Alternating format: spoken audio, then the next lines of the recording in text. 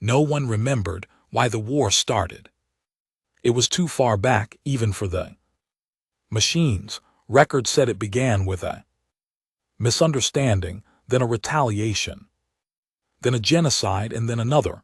Every species blamed the others. Alliances formed, fell apart, reformed, collapsed. Again, but somehow in the chaos the humans made the galaxy bleed, and then, just like that, they disappeared. Vanished into their own corner of space. No more skirmishes, no diplomacy, no outposts, no interference, a full retreat. They sealed their borders and left the rest of the galaxy to choke on the ashes of its own greed. They called it the armistice, a signed agreement, witnessed by 17 ruling species and encoded into the stars themselves, pact between humans and the rest. No war, no crossing borders, no contact for 3,000 years. They kept it, at least the humans did. I was born in the final year of the armistice, in the ruins of Europa Station orbiting Jupiter. They trained us like they knew what was coming, not like soldiers, like executioners. The difference is in the eyes. Soldiers shoot to win, executioners shoot to finish. They gave us history lessons, wrapped in classified files, names no one else dared speak anymore. Fails are Trek Dominion, you're a mind-born. The Etcher Collective, the ones who tried to erase us. We memorized every species that voted for our destruction 3,000 years ago. Then we memorized their weaknesses. We didn't say we wanted revenge. We didn't have to. We were humanity's second draft, the patient version, the cold version. So when the 3,000th year came and the clock ticked down to its last second, everyone waited. Nothing happened. No attack, no message, no sign of movement from Earth or Mars or Titan or the outer defense grid. Just silence. That was the mistake. They thought we'd gotten soft, that our silence was peace, that isolation had made us forget. They sent the first warning shot 3 months after the treaty expired, and a Seer battleship drifted just inside our border, cloaked in curious scanners, wide open, broadcasting in their mother tongue. It was the last thing they ever did. We didn't answer. We didn't warn.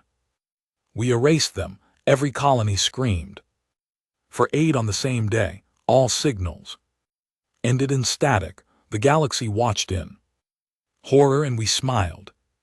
I was on Black Soil Station, a forgotten weapons facility buried beneath Mercury's crust. We hadn't been told what to expect, only that when the armistice ended, we wouldn't be soldiers anymore. We'd be weapons. I remember standing next to Commander Durich, the man who raised me, trained me, beat the hesitation out of me. We watched the stars on the hollow screen. Dozens of alien fleets mobilizing near the old neutral zones. Durich didn't flinch. They're going to push, I said. He nodded once. Let him. 3 hours later the declaration came. Galactic Assembly emergency broadcast. The treaty has been violated. Humanity has resumed hostilities. This is a formal declaration of war. The room went quiet. Then came the moment that still lives in my veins. Durich turned to us. 5 rows of operatives, born in silence, raised death. He smiled. Time to remind them why they feared us.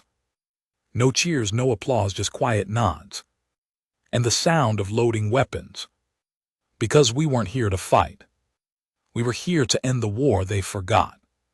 We won last time. We didn't wait for orders. We were the orders. Once war was declared, every outpost command went dark. No more open transmissions. No more diplomacy. That wasn't cowardice. It was doctrine. The old tactics didn't apply anymore. We weren't just fighting another war. We were fulfilling a promise older than our bones. I was deployed to Sector 19, codenamed Deadlight, a barren stretch of deep space that used to be home to the Trek Dominion, one of the first species to vote for Earth's annihilation centuries ago. They rebuilt since then, ships, stations, satellites, colonies. Their arrogance made them loud. Loud was easy to find. I was team lead for Ghost Team V4, 5 of us, bred, raised, and enhanced for stealth, destruction, and silence. No names, only code tags. I was V41, the others V42 through V45. We didn't need to speak. We knew the rhythm. We knew the choreography of death. The drop came swift, clean, and untraceable. We exited warp inside the gravity shadow of Trek's Loxus moon, a cold mining colony known more for its production than its defenses. That was their second mistake. Our boots never touched the ground. We descended via vertical drop capsules, cutting silently through the atmosphere like surgical blades. No flames, no heat. Trails, carbon-skinned and signal dead. By the time their sensors picked us up, we were already inside. V43 took the Eastern Comm relay. One shot, no alarm. V42 disabled their defense AI with a viral ghost code. I handled the central command tower. It wasn't hard. Most of them weren't soldiers. They were engineers, workers, civilians. But that didn't matter anymore. They declared war. We didn't start it, but we would make damn sure we finished it. I cleared the control room in 22 seconds. 2 Trek officers tried to surrender. They raised their claws, their frills flashing yellow, their species sign of submission. I shot both through the brain stem. We weren't here for prisoners. We weren't here for mercy. Once the area was secured, I activated the signal red eye. It was a simple code, untraceable, unencrypted, a ghost pulse sent across hundreds of human satellites hiding in dead space. A minute later, I watched from the rooftop as the sky split open. No sound, no warning. 3 orbital rail guns fired from low Mercury orbit, synced to our position by Nancon level targeting algorithms. The beams weren't visible. They were kinetic rods, solid metal spears dropped at terminal velocity. One hit the moon's central mining district. The second struck the habitat dome. The third hit their main reactor. I saw buildings lift off the ground like feathers. Shock waves rolled like liquid. Fire followed, then silence. By the time the Trek Empire scrambled response fleet, there was nothing left to save. Loxus moon was just another crater, and we were already gone. You have to understand something. This wasn't revenge. This was calibration. We weren't just exterminating enemies. We were sending messages, and the message was simple. We remember. Word spread fast. Galnet forums lit up with panic. News anchors from 20 different species tried to explain our tactics, our weapons, our silence. They couldn't, because we weren't using any of the systems they knew. No mass fleets, no grand invasions, no live-streamed declarations or chest-beating speeches, no flag-raising or anthem playing, just clean, deliberate destruction. One colony at a time. The Trek responded the only way they knew, by retaliating. They sent a cruiser to intercept our returning ship. We were in cryo when they caught us. That should have been the end. Their cruiser outgunned our stealth transport 20 to 1, but they didn't count on Durich's contingency. Every stealth transport carried a worm. Not a literal one, a code, the moment an enemy signal made contact with our ship. The worm activated, it injected itself into the Trek cruiser's communication protocols, then burrowed into its internal systems. By the time their boarding party entered our cryo chamber, their cruiser was already rerouted. It took their own ship 11 minutes to destroy itself from the inside out. We woke up in a debris field orbiting a broken moon, surrounded by the frozen corpses of our wood captors. I remember staring out the viewport at the drifting remains. I didn't feel pride. I didn't feel rage. I just felt ready. This was just the beginning. They thought we'd be like the other species, that we'd launch a war of conquest, build empires, establish human-run colonies, and demand subservience. That was never the plan. Humans don't want to rule. We want to be left alone. But if you wake us up, if you force us to come back into the light, we don't conquer, we burn. The second wave hit the Share Collective starport near Vega. A human drone fleet, unmanned, untraceable, slammed into their orbital yards, disabling 6 cruisers and crippling their main AI core. No human lives lost, thousands of Share dead. They accused us of war crimes. We didn't respond because if you're still using words, you're not ready for the war we're bringing. They called for diplomacy. Of course they did. The Galactic Assembly tried to stage a ceasefire summit in the neutral zone on Zenth Prime. Over 40 ambassadors from every known race showed up, even the Share. Despite the bloodbath, even the Trek still dragging behind from the moon strike. They lit candles, they wore robes, they played old recordings of the original armistice speech like it meant something anymore. They left a chair for the human representative. We never showed, but something did. The summit building collapsed mid-ceremony.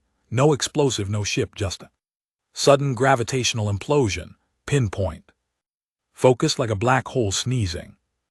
Inside the hall, no survivors, no message, just the chair untouched in the wreckage. They stopped asking for talks.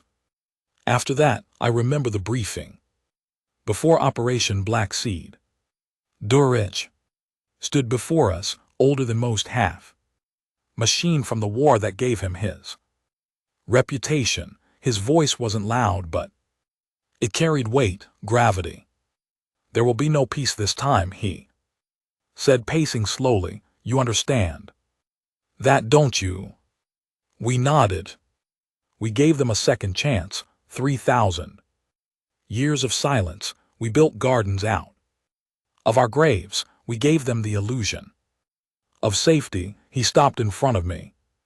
And now they think we're cruel. They think we're monsters. What do you think we are? I didn't answer. I didn't need to. He smiled faintly. Good, because the truth is we're not monsters. We're just efficient. He turned away, voice cold. And when this is over, there won't be enough left of them to even write it down. That night I stood alone on the outer deck of our cruiser, watching the stars. Through the reinforced glass, I thought of the stories we were told as kids.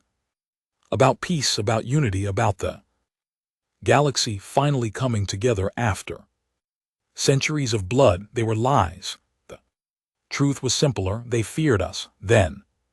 They forgot why, and now we're here to remind them. 3,000 years of silence was long enough for the galaxy to forget the smell of burning cities. They remembered statistics, memorials, peace treaties signed on diplomatic vessels orbiting dead planets, but they forgot what it was like to fear. They forgot what it was like to see Earth angry, and that was the galaxy's final mistake. They thought we were gone. No, we were waiting. The operation, called Black Seed, wasn't a battle plan. It was a reintroduction, a statement, a reminder that silence isn't peace, it's preparation, and we had prepared perfectly. The mission was simple, not to destroy, not to invade, but to leave a mark so deep it would live in the genetic memory of our enemies for generations. Durich assigned me to lead the op, not because I was the best. I wasn't. V-42 could kill faster. V-44 had better tactical vision. V-45 was a demolitions artist, so good he could collapse a bunker by humming near it. But I had something else. I remembered everything. I still had the name of my great-grandfather burned into my skin, a man who died not in combat, but in one of the peace camps run by the Share Collective back when they were purging Earth's gene line under the guise of biological equilibrium. Peace was just another name for their genocide. I didn't want medals. I wanted them to remember us properly, not as diplomats, not as traitors, not as one of the many species struggling to survive in the galactic ecosystem. I wanted them to remember why they signed the armistice in the first place. Black Seed's target was the archive city of Halris, located in deeper territory, one of the few places untouched by war, a protected site, neutral by ancient galactic law. That law was dead. They kept records there, entire living libraries of digital thought, histories, genetic memory banks, species archives, and diplomatic lineage trees. It wasn't a military target, not directly, which made it perfect, because wars aren't just about who dies, they're about what gets remembered. We went in through the underground aquifers. V-42 and V-44 breached through the water vents beneath the structure, while IN V-43 infiltrated via a Zerorav lift shaft from a maintenance ring a kilometer out. No alarms, no resistance. We moved like shadows, not a single bullet fired, not a single body left behind. Halris was beautiful in a sterile, artificial way, long corridors of glass and living metal, floating archivist synthetic minds, barely sentient, tasked with preserving the culture of over 300 species. One of them drifted by as I planted the charge. Beneath the main data stem, it paused, its voice soft and oddly human. Are you here to contribute to memory, or take from it? I looked up. I'm here to remind it what fear feels like. Then I detonated the seed. We didn't use fire.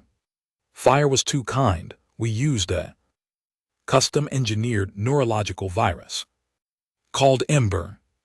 Not for people, for data. It infected the records, altered genetic repositories, deleted historical truths, and rewrote galactic memory in silence.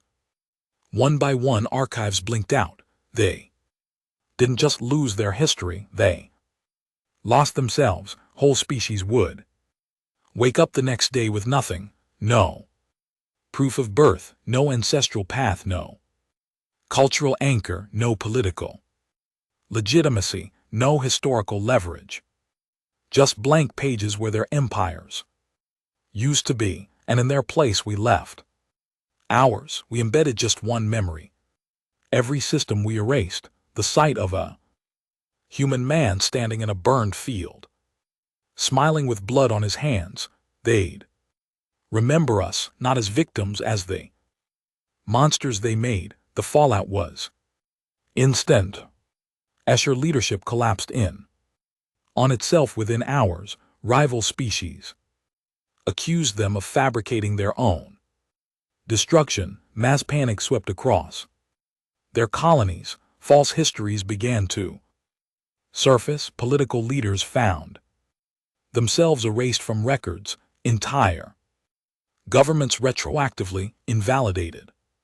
Civil wars ignited before any weapon was fired. We didn't kill them, we just made them forget who they were. It was beautiful, and it was only the beginning. When I got back to Regent Station, Dirk met me on the docking platform. He looked older, he always did. Maybe it wasn't the years, maybe it was the weight of remembering what so many others tried to forget. He didn't speak for a long time, just stared at me as the heat from my dropship hissed into the void. Finally he said, "You rewrote the future." I didn't know if it was approval or disappointment, so I asked him, "Do you regret it?" He laughed, short and broken. "Regret's a luxury for people who had a choice." He turned and walked. I followed. We didn't have homes anymore. Earth still existed, of course, but not as a planet. It was a fortress. Now, a sealed world behind orbital defense rings and magnetic lattice walls. No one got in, not even us. It had become symbolic, the heart of the armistice, the last place our enemies saw before the bombs stopped falling. They were terrified of Earth, but they never bombed it again, not because they couldn't, because of the last message they ever received from our capital. Just one phrase, broadcast across every open galactic channel: "If you strike us, we will not respond. We will erase your stars from the sky." They believed it. They should have, because they did strike once long ago. And now the stars were starting to disappear. In my quarters I kept an old piece of tech, a relic, a playback chip from before the armistice. It contained a single recording, a speech my great-grandfather's voice smuggled out of the peace camp moments before the Escher guards burned it to the ground. "We are not here to beg, we are not here to cry, we are here to bury our dead, and when the stars align, to let the galaxy feel what it means to truly be remembered." I listened to it every night before a mission. I wasn't a hero, I wasn't a soldier, I was just a man with too many ghosts and too good a memory. Not all humans agreed with the war. There were those who wanted to rebuild, who wanted peace, but they didn't speak loud, not anymore. Because for every colony we lost, every child who died in orbit, every family line that vanished into the vacuum, there had to be a price, and if the galaxy wouldn't name it, we would. Dirk's next assignment came down without a word, just a coordinates drop and a brief line of instruction. They remember now, time to make them never forget. Our next target wasn't military, it was sacred. A temple moon called Ura, orbiting a dead star, untouched by war for 5,000 years, shared territory, galactic holy ground. Pilgrims of every species traveled there, including humans. Once it was where they signed the original armistice. Now it was where we'd end its memory for good. We didn't bomb it, we lifted it. Every nanotech drone we'd developed over the last 3 millennia converged on the moon's crust like ants eating the bones of a corpse. They dismantled it atom by atom until it was no longer a moon, no longer sacred, just dust floating where history used to be. The galaxy screamed. Religious factions declared holy war. Political unions shattered. Alliances folded overnight. No one trusted anyone anymore, and through it all we stayed silent, watching, smiling. There's a difference between exile and self-isolation. The galaxy told itself that Earth went into hiding after the armistice, licking its wounds like a wounded animal. They convinced themselves we were afraid of them, that we were shamed by what we'd done in the Great Collapse, that we'd left because we couldn't take the guilt. Let them believe that, let them dream, because the truth about Earth wasn't exile, it was containment. But not for our protection, for theirs. It started centuries ago, while the armistice was still fresh, while the rest of the galaxy tried to pretend they hadn't nearly wiped out an entire species and called it peace, while they celebrated their diplomatic victory. Humanity did what it always does when backed into a corner. We adapted, we built walls, not the kind you see, the kind you feel. By the end of the first century of silence, Earth was no longer a planet, it was a code, a living weapon behind a firewall of satellites, energy veils, AI-controlled defense grids, and orbital fortresses. Nothing came in, nothing got out. We called it the lock, and only one man held the keys. Durich. When I was summoned, it wasn't by request, it was a summons, non-negotiable. A direct priority override tagged. Red. Return to origin. Every human operative in the galaxy knew what it meant. It meant Earth was calling you home, whether for punishment, promotion, or purpose. You didn't say no, you returned. My ship, the Vulture's blade, dropped out of jump space near Jupiter. We didn't head straight to Earth, that would be suicide. You had to wait, float in the approved orbit until the lock decided you were real. A million tests began the moment we entered the zone. Biological verification, neurological scans, memory sweeps. They made sure you were who you said you were, because after 3,000 years, it wasn't just aliens who wanted to get into Earth. There were humans who'd forgotten what it meant to earn it. I was cleared after 2 days. That was fast, probably because of Durich, or maybe because the lock wanted me back. The transport that took me through the final approach was empty, black, silent. No windows, just a seat, one single seat. You don't get to see Earth from above anymore. They don't want you to look down and feel pride. They want you to feel humility, to remember that your home is a privilege, not a birthright. The door opened into shadow, not darkness, calculated low light. Everything inside the fortress was designed to preserve power, reduce noise, and keep attention low. The walls breathed, literally carbon adaptive. Walls that absorbed vibration, sound, heat, memory. Every step was a whisper. Dirk met me at the threshold. No words, just a nod. He led me through a hallway that didn't exist, not on any map, not in any schematic. And then we reached it, the core, the room that controlled the lock, the room where Earth watched the stars. It was huge, circular, every inch covered in transparent screen showing live feeds from across the galaxy, battles, protests, Escher funeral processions, Trek news feeds, artificial suns being swallowed by our drones, and in the center a platform, on it a single chair, ancient, wooden, carved by hand. No one sat in it. No one had to. Dirk stood beside it, his voice low. They've begun the Unity Protocol. I frowned. That's not possible. It is when they realize we're not going to stop. The Unity Protocol was their last resort, a galaxy-wide merger of military power, former enemies becoming allies. Trek and Isher, Yura and Danak, all working together to forge a weapon strong enough to match the human threat.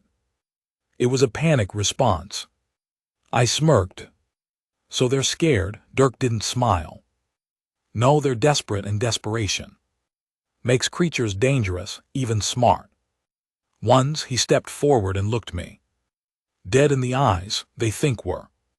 Fractured, they think you're the key to. Proving that. That's when I understood, Black Seed wasn't the mission. They didn't just want to an NBSP and NBSP. The enemy's memory. They wanted to test. Mine, see if I'd flinch, see if the blood on my hands would rot my conscience. It hadn't, but that meant something else. I was now the symbol of what they feared most, a human without remorse, a weapon without hesitation. I didn't know whether to feel honored or cursed. Dirk walked me deeper into the core. The next chamber was filled with preserved things, artifacts, relics, trophies, a twisted archive of the Armistice age, and in the center, floating in containment, the last living Trek ambassador from the original peace accord, alive, kept in stasis. A relic of lies. Durich gestured to him. We kept him for leverage, thought maybe we'd use him if the war came again. I stared through the glass. Ambassador's face was old, frilled, dried out like a husk. His eyes blinked. Slowly he saw me, he knew. But now, Dirk said, we don't need leverage, we just need a message. I didn't hesitate. I walked forward and placed my palm on the kill pad. A hiss. A flicker, the containment pod depressurized in under 4 seconds. His body crumpled inward, skin folding like paper in a vacuum. No scream, no struggle, just silence. Durich nodded. They'll know we left his neural tags intact. The death signal's already spreading. I turned away. What's the next move? The next move was Earth itself. The galaxy assumed Earth was untouchable. They were right, but they thought we were hiding behind it like cowards. They didn't understand. Earth wasn't our sanctuary, it was our fuse, and now it was time to light it. The plan was called Ashwake. No one said it aloud. It lived only in coded fragments, and it was only activated if 3 criteria were met. 1. Galactic forces unify into a single front. 2. They bring war to Earth's doorstep. 3. Humanity no longer cares about being forgiven. All 3 had happened. The Unity fleet had mobilized. Over 1,000 warships flagged from 17 species, moving toward Earth slowly, cautiously, still thinking maybe we'd blink. We wouldn't.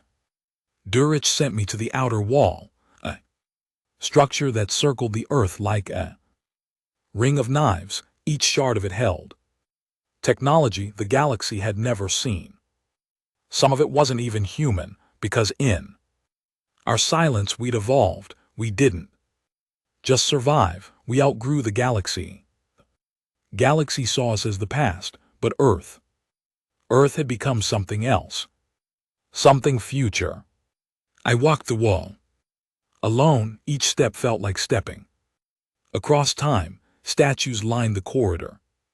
Soldiers, scientists, children, names carved beneath them. Millions of names. All the ones we lost, all the ones we buried. I stopped at one, my brother's. He died on Europa, defending a civilian shuttle from a pirate raid 200 years ago. He wasn't a soldier, just a mechanic, but when the pirates broke in, he locked the engine room and overcharged the core. Killed them all, including himself. That's who humanity is. We don't win by being better, we win by being willing. When I returned to the core, Durich was already connected to the planetary relay. The screen showed the Unity fleet, now 3 hours from the edge of Earth's defense zone. He looked at me. Final chance, he said. You tell me no, I shut it down. We fall back. We go quiet again. I shook my head. No more hiding, he stared for a long moment, then activated the link. Unity Fleet, this is Earth Command. You have violated sovereign space and engaged in hostile mobilization. This is your only warning. Turn back now or be treated as enemy combatants. You have 10 seconds to comply. The fleet's response came quick. Earth Command, this is Admiral Kish of the Galactic Unity. Your threat is received and recorded. We do not fear extinction. Surrender now or face annihilation. I smiled coldly.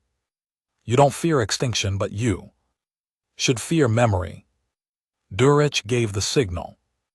10 seconds later, the stars began to vanish, one by one. The Unity fleet warships disappeared, not with explosions, not with screams.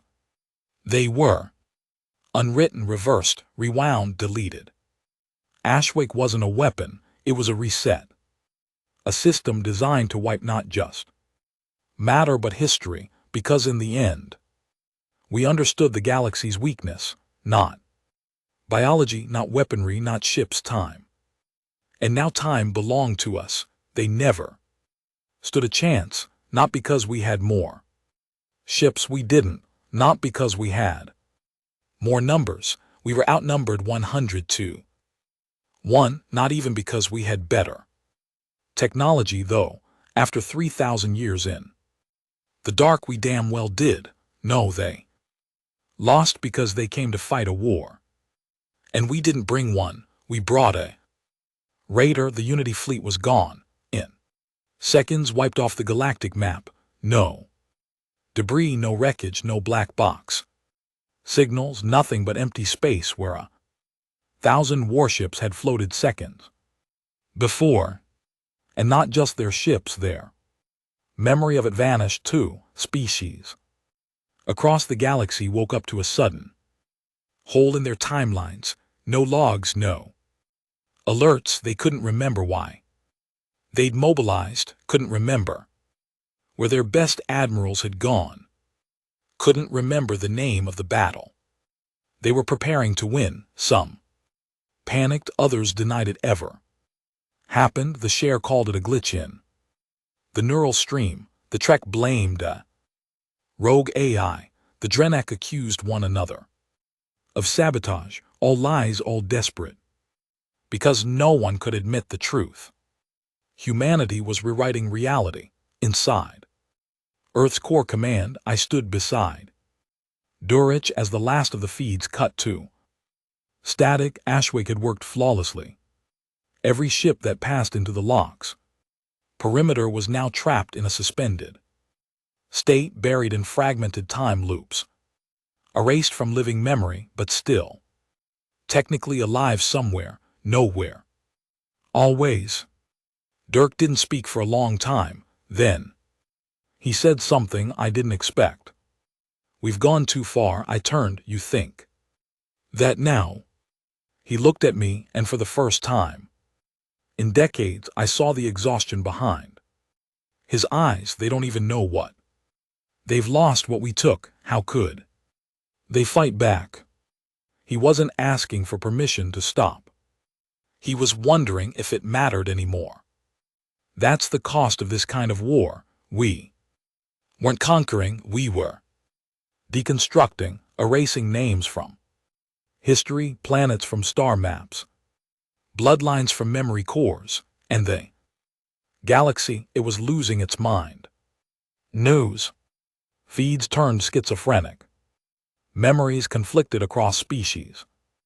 Entire governments fell when they couldn't remember their own elections. One civilization, the Ura mind-born, imploded completely. Their mental network collapsed after its central knowledge sphere went blank overnight. They tore each other apart, blaming internal corruption. They never knew it was us. We didn't need to lift a finger. Their own minds would do it for us. But even then, even when the galaxy trembled, a few tried to fight.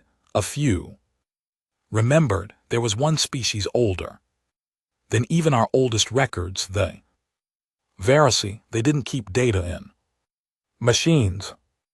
They used genetic memory etched into their bone marrow, passed down like scars.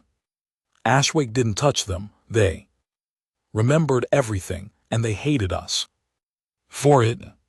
We first noticed their interference on the fringe colonies.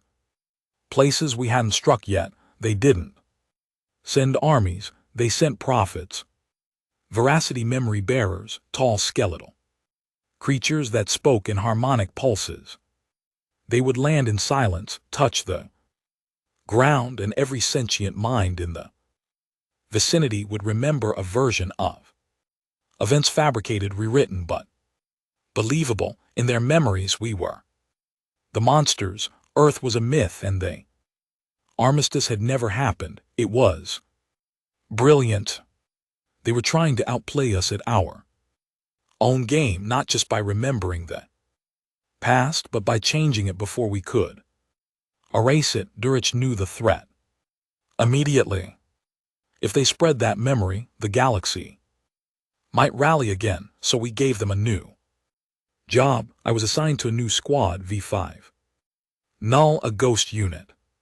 We weren't assassins, we were editors. Wherever they Veracity spread their memory, we followed, and we deleted it. Not just them, not just the people who heard them. We deleted everything that touched their rewritten story, whole towns, ships, family lines. I remember a girl, maybe 13, maybe less, staring at me while her village burned behind her. Her mind still held the lie, the Veracity lie. I told myself it wasn't her fault. Then I shot her, no hesitation, not because I wanted to, because she would have spread it. After the third operation, I stopped speaking to the others, even the ones who didn't mind the blood, because something inside me had started to ask a question I couldn't ignore. What if we were becoming the lie? What if the monsters the Veracity painted, their rewritten histories, weren't made up? What if we were already them? I didn't voice it, not to Dirk, not to the unit, but I knew he felt it too.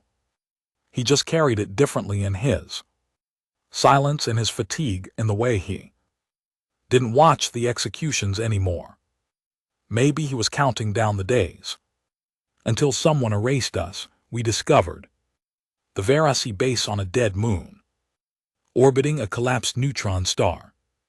They'd been transmitting encrypted memories using biological spores carried through solar winds, infecting nearby species, embedding rewritten history into living tissue.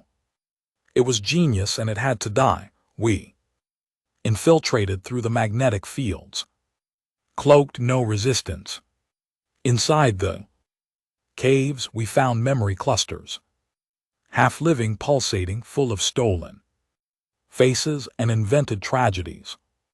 They showed Earth as a burning tyrant, our soldiers as demons, mothers torn from their children, planets shattered for sport, laughing human commanders watching the galaxy bleed. The worst part, it wasn't entirely false, just reassembled truths twisted into knives, real events bent just enough to cut. We torched it, all of it, burned the clusters, killed the bearers, bleached the air. Nothing left but ash and echoes. But as we left, one of them, old, wounded, dying, locked eyes with me. He didn't beg, he didn't curse, he just said in that pulsing, hollow voice, "You can kill memory, but you can't kill meaning." And then he died. That night I stood alone outside the transport bay, helmet off, letting the cold bite my face. I didn't feel proud. I didn't feel victorious. I just felt numb. The stars above were quiet. Too quiet. I thought of my brother, my father, my people. Would anyone remember them? Would anyone remember me? Or would We all vanish into the same fog we unleashed on others. Back on Earth, Dirk met me at the gate. He didn't speak, just handed me a chip. We intercepted. This, I slotted it into my neural reader, a child's drawing scanned from a refugee camp on a fringe world. It showed a smiling Earth, not burning, not evil, just watching. Silent. Beneath it a child had written, "The humans will come and they'll take everything, but I'm glad because we took from them first." I looked at Dirk. Do they understand us now? He shook his head. No, but they understand why. They thought we were trying to win a war, but you don't win a war when no one remembers the score. You don't conquer when the map keeps erasing itself. You don't negotiate when your enemy no longer has a name, and that was the point. But when you start tearing away everything, memories, people, culture, history, eventually there's nothing left to burn but yourself. Earth had gone quiet, not silent like before, when the stars whispered about our absence. This was different. This was a heavy quiet, a kind that listened like something deep beneath the crust had started breathing and didn't want to be interrupted. I felt it the moment I stepped into the cradle, the underground heart of Earth, where the old codes were written and buried. Durich brought me there without explanation, just said, "You need to see it." So I followed him down through corridors that hadn't been walked in centuries, through blast doors sealed, languages no longer spoken, through the narrow throat of Earth's last secret. The cradle wasn't beautiful. It was ugly in a sacred kind of way.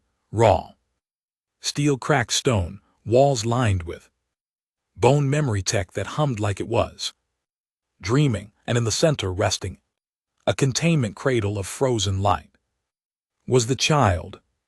That's what they called her, not because she was young. She wasn't. She looked maybe 18, maybe older, but she was grown. Wrong. Engineered, designed, sculpted out of DNA and grief and vengeance. Durich said nothing as we stood before her. I stared. She didn't move, didn't blink, but I could feel her watching me. Every inch of my skin burned like I was being judged by something older than law. "Who is she?" I asked. Dirk's voice was flat. "She what's left." I frowned. "Of what? Of us?" The child came. Silence was the final project of Earth's core, AI, built in the 2nd century of the Armistice, born from the genetic data of every soldier who died in the Great Collapse, every scientist who vanished in the Purge, every child erased in the first waves. She wasn't a clone. She was a memory made flesh, and she had one purpose. Durich looked at me. "When we activated Ashwake, we tripped the contingency." I turned to him slowly. "The Omega Protocol." He nodded. "She's the end game. If we fail, if Earth falls, if we are compromised, she activates." I stared at her, at the stillness, the emptiness in her eyes. "What does she do?" Dirk didn't blink. "She becomes the only human left." It wasn't a fail-safe. It was a restart. If we lost, if the galaxy finally outmatched us, outnumbered us, outlasted us, then Earth wouldn't leave behind ruins or heroes or flags. It would leave behind one perfect survivor, genetically encoded to remember everything, not as a story, but as a weapon. Silence wouldn't rebuild civilization. She'd end it one star at a time. I didn't speak on the way back up. What could I say? We weren't just playing God anymore. We were preparing to replace ourselves with one, and it was starting to feel less like strategy and more like suicide. The galaxy wasn't quiet anymore, not since the Veresi Incident, someone, no one knew who. Leaked footage of their stasis tombs. Human operatives torching memory vaults. Executions, Ashwake tech vaporizing.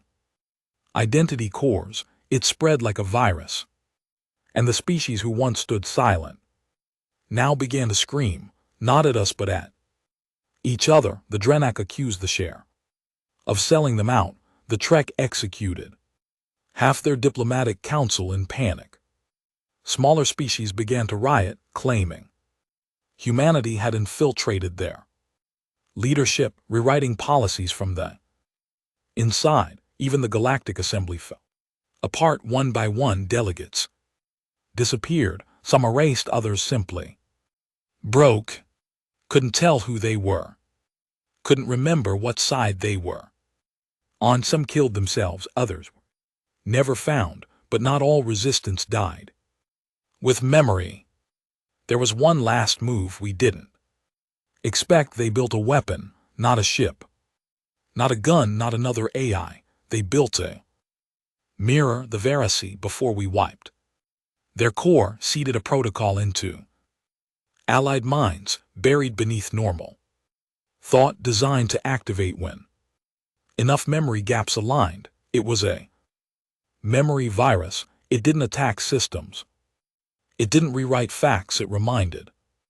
And when it hit critical mass, species across the galaxy suddenly remembered everything: the war, the armistice, the betrayal, the silence, the executions, and the pain we caused. It spread like wildfire, infecting minds, reactivating trauma, syncing with their core neural biology like it had always been there.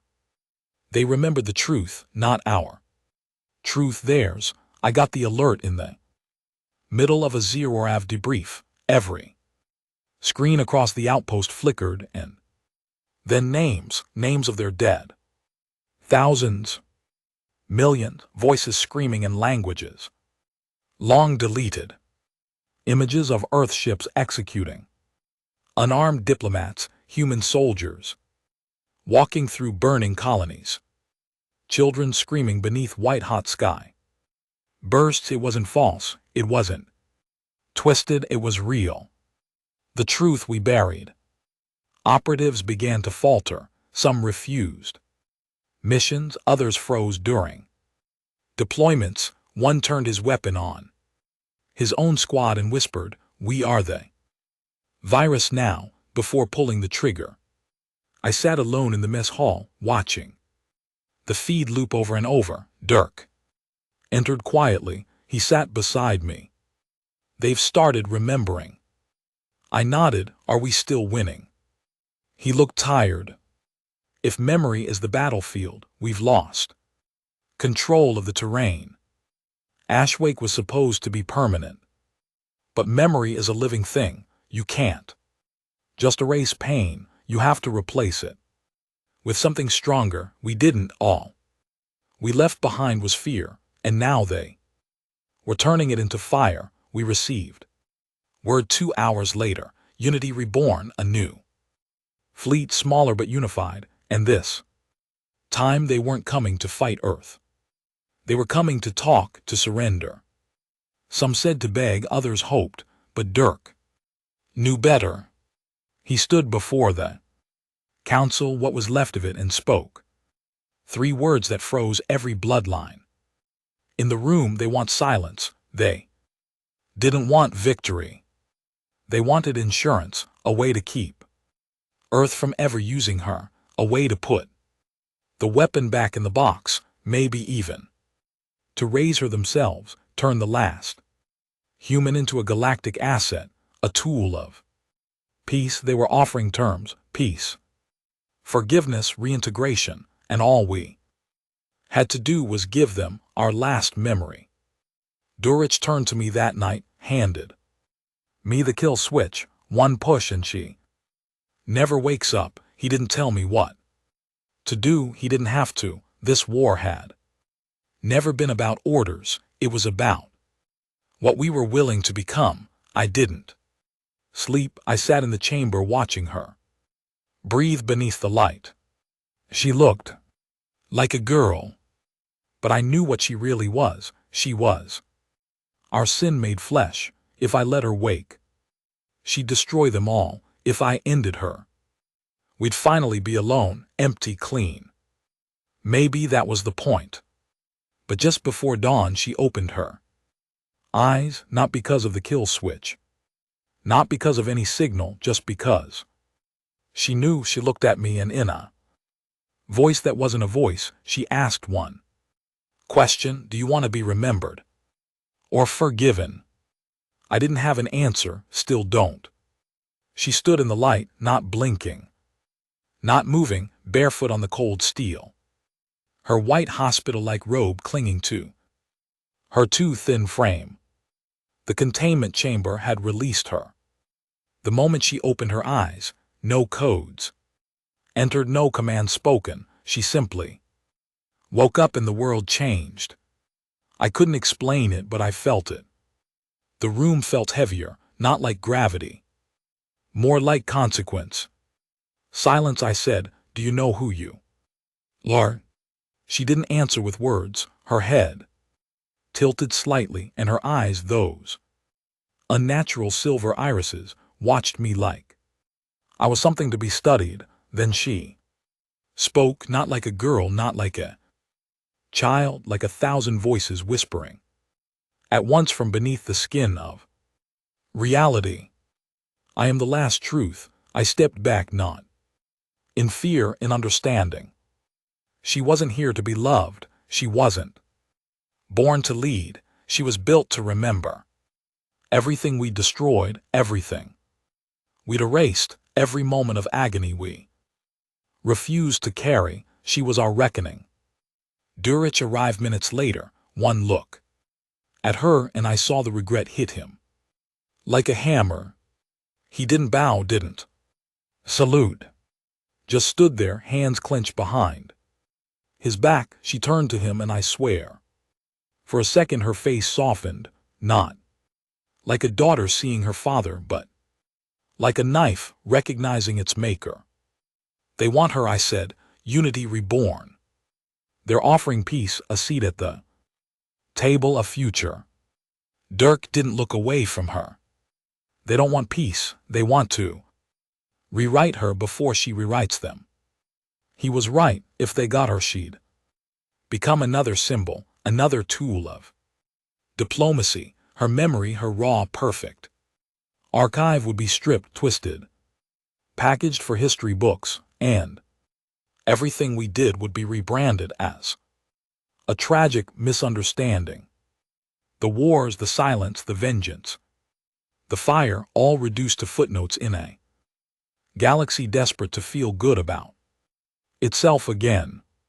We have to decide, I said. Durich turned to me. No, you have to. He held up the 2 keys, one black, one white. Black to activate her fully, white to neutralize her forever. No one else has earned the right. I wanted to scream. I didn't ask for this. I didn't want to be the one to decide the fate of our species. I wasn't a general. I wasn't a philosopher. I was just a man with good memory and too much blood on his hands. But maybe that's why it had to be me, because I remembered not just the war, but the weight of it. Silence stepped forward. Her voice, when she used only one this time, was soft. Will you choose mercy because you want it, or because you fear remembering why you don't deserve it? That one hit like a rail gun to the chest. I turned away. Couldn't meet her gaze, not yet. So I left the chamber, and I walked Earth. It was dawn on the African plate, what used to be the old continent, now a terraforming hub and a garden built from pain. Every tree, every river, every stone placed where blood had been spilled. Memorials lined the hills, names etched in nano steel, digital faces whispering stories to anyone who stopped to listen. And they listened. Even now, centuries later, humanity walked among its ghosts, not to mourn but to remember. I found An old man feeding birds in a reconstructed ruin, a cathedral-like skeleton half sunk in the red soil. He didn't flinch when I approached, just looked at me with eyes that had seen too much war to fear it anymore. You came to ask if we deserve to survive, he said before I even spoke. I paused, he smiled bitterly. They always come to me before they decide. Decide what if it's better to let us die as monsters, he tossed some crumbs, or live as hypocrites. I sat with him, didn't speak, just watched the birds pick crumbs off the bones of history. Silence found me that night. She wasn't following me, she just appeared like she was tied to every step I took. She sat beside me on the old stone bench, knees tucked to her chest, like a child, except she wasn't, not anymore. Not ever. I've seen it all, she whispered. I didn't answer. I watched your ancestors burn galaxies, then cry for the dead.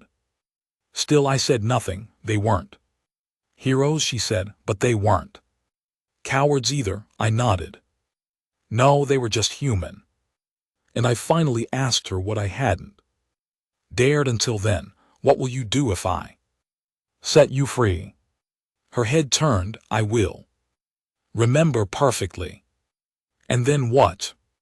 Then I will let the galaxy choose what to do with that truth. It wasn't an answer, it was a mirror. She wasn't vengeful, she wasn't merciful, she was exact, pure, unfiltered memory. The war, the armistice, the silence, the fire. All of it. If she lived, the galaxy would see the truth. All of it. No twisting, no deletion, no narrative. Just raw history in its most brutal form. I returned to the core. Durich waited silent. The two keys rested in my hands. White mercy, black memory. One would bury the truth forever. The other would expose it to galaxy still bleeding from what it remembered. I didn't flip a coin, didn't pray, didn't look at silence. I just listened to the ghosts in my blood, to the burning children in orbit, to the forgotten heroes buried beneath time, to the billions we erased, to the billions who tried to erase us. And I made my choice. I chose black. The chamber pulsed once, just once, as the activation rippled through the system. Silence stood in the center, eyes closed, arms open, and then the world changed. She didn't scream, didn't rise into the air or explode into light. She just existed, and the stars bent around her. Every hidden file, every erased memory, every secret atrocity came rushing back, not just to Earth, to the entire galaxy. It wasn't a broadcast, it was a resonance, a memory quake that shattered the silence we'd built and poured it raw and bloody into every living mind. I collapsed. The weight of it all, every name, every scream, every plea for mercy, ripped through me like fire, and I wept. Durich dropped to his knees. He didn't speak, didn't resist. He just let it come. And across the stars it began. Aliens froze mid-sentence. Political leaders collapsed in sobs. Mothers held their children like they were about to be taken. Soldiers dropped weapons and begged invisible ghosts for forgiveness, because now they all remembered not just their pain, ours too, the full picture. Some screamed for revenge, others for mercy.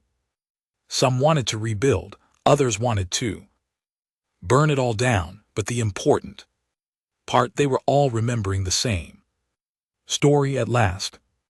Silence stood at the center of it all, still and waiting, like a loaded gun on a table shared by enemies. And we were no longer in control. It began in a whisper, not a sound. There was none, not a broadcast. She didn't need one, but a pulse that moved like light across the void. Silence had awakened, and the galaxy would never sleep again. What happened next wasn't war. There were no battles, no ships moving into formation, no orders barked across starfields, no final stand, just the truth, raw, unfiltered, eternal. Memory as a weapon, and no one, not one species, had a shield strong enough to survive it. The Veresi were the first to fall, not to guns, not to fire, but to clarity. They prided themselves on knowledge, on memory. They believed history made them immortal, but when silence uncoiled her archive, when every moment they had forgotten came back, they shattered. They remembered the votes they cast, the children they condemned, the camps they funded, the genocide they justified with cold logic and philosophical detachment. They remembered human screams, and more terrifying than that, they remembered their own laughter in response. Some Veresi took their own lives in mass rituals, others set their cities ablaze, hoping the fire would erase what silence had made eternal. The usher followed. Soon after, their colonies erupted in chaos, youth blaming the elders blaming forgotten governments. In a single night, their genetic purity council was executed by its own guards. The soldiers who pulled the trigger were crying. They didn't want to kill, but they remembered, not rumors, images. Flesh melting under sonic whips. Eyes pulled from children under compliance testing. Human skin turned into trophies, and worse, the policies that made it legal everywhere. Species remembered what had been taken from us, but they also remembered what we'd taken.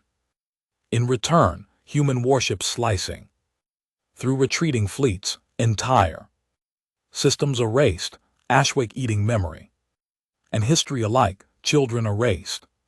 Before they could speak, we had become monsters, but they had made us, and now they all knew it. The galaxy fell into a silence even deeper than the one we had given it for 3,000 years.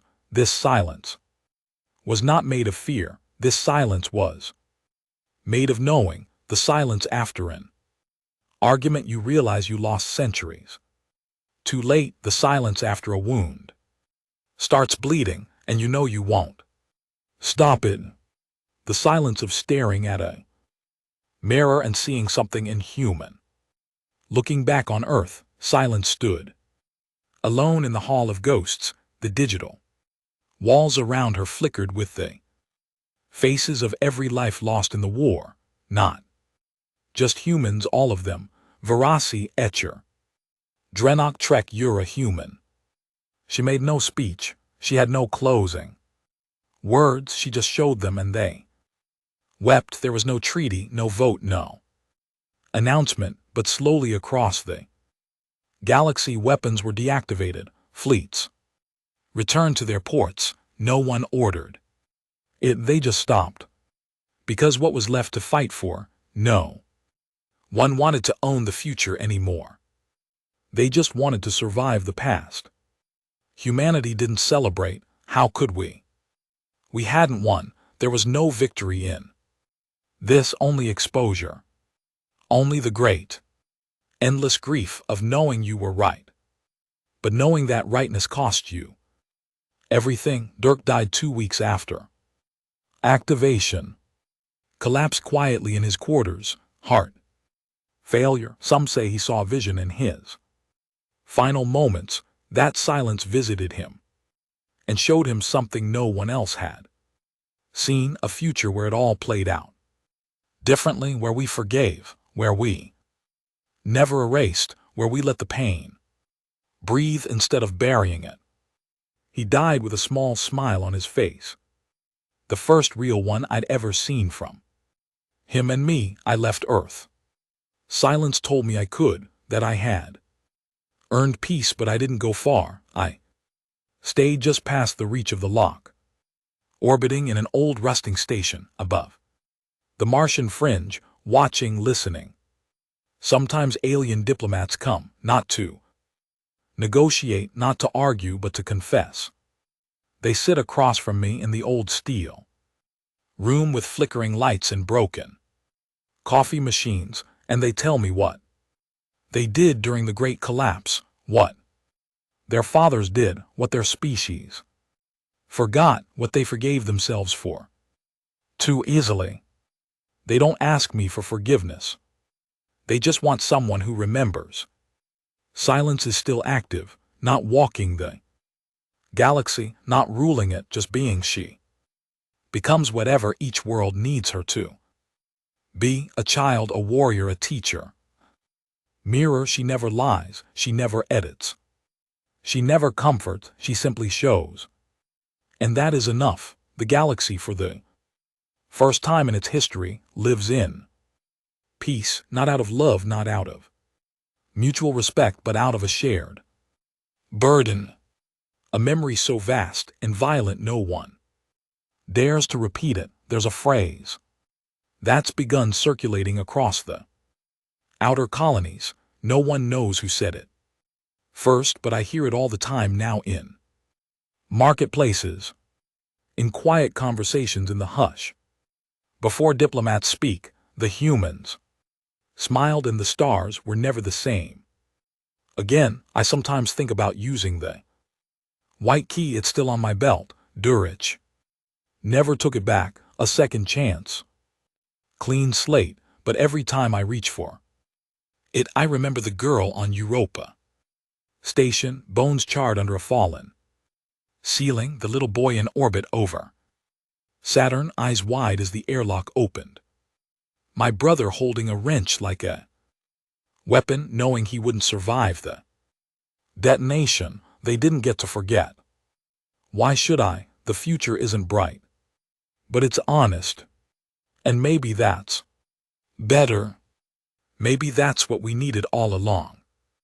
Not forgiveness, just the courage to remember together. So that's how it ends, not with the scream of engines, not with the flash of weapons, but with one girl standing in silence while the galaxy finally listens.